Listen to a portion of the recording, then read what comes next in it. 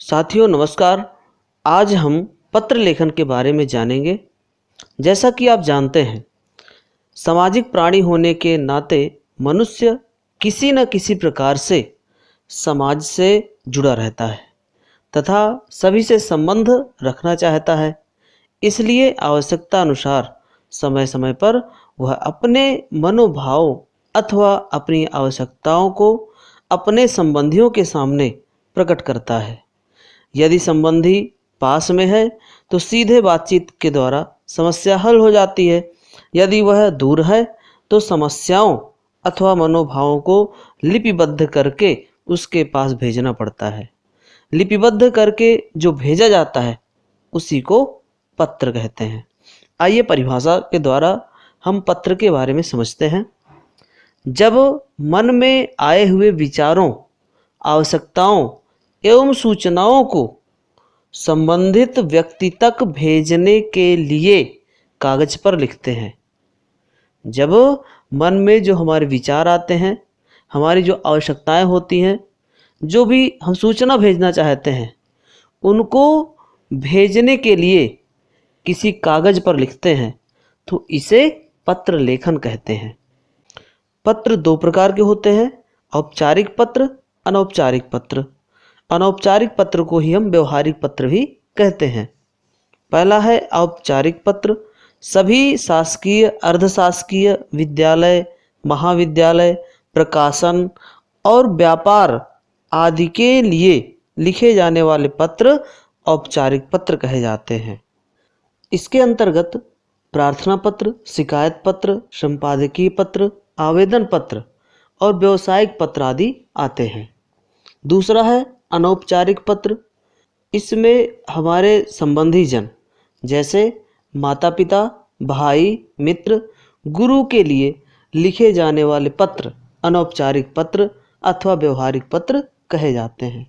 इसके अंतर्गत बधाई पत्र, निमंत्रण पत्र, शुभकामना पत्र, संवेदना पत्र आदि आते हैं। पत्र लिखते समय कुछ विशेष बातों का ध्यान देना चाहिए, जैसे उद्देश्य।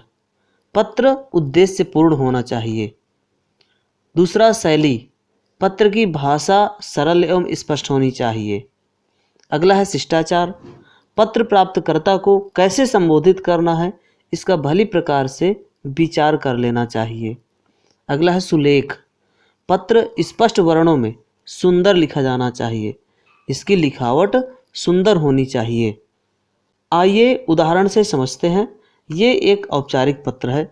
औपचारिक पत्र में ऊपर बाईं ओर जिसके लिए पत्र लिखना है उसका पद और पता लिखा जाता है। इसके बाद विषय में पत्र लिखने का कारण लिखा जाता है। इसके नीचे संबोधन होता है, जैसे महोदय, महोदया, मान्यवर आदि। संबोधन के बाद पत्र आरंभ करते हुए कारण से संबंधित विषय को विस्तार से बताया जाता है। जो हम विषय में कारण देते हैं उन कारण को यहाँ पर विस्तार से लिखते हैं तथा कार्य करने का अनुरोध किया जाता है।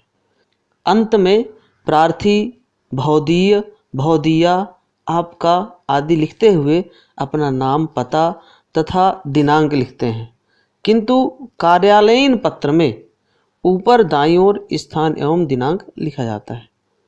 इसी प्रकार अनौपचारिक पत्र में जिसके पास पत्र भेजना है उसको संबोधित करते हुए यथा उचित अभिवादन एवं आशीर्वाद तथा दाईं ओर अपना स्थान एवं दिनांक लिखना चाहिए।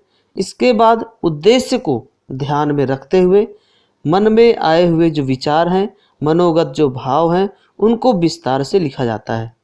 अंत में संबंध या रिश्ते के अनुसार आपका मित्र, शुभचिंतक, पुत्र, भाई आदि लिखते हुए अपना नाम लिखते हैं।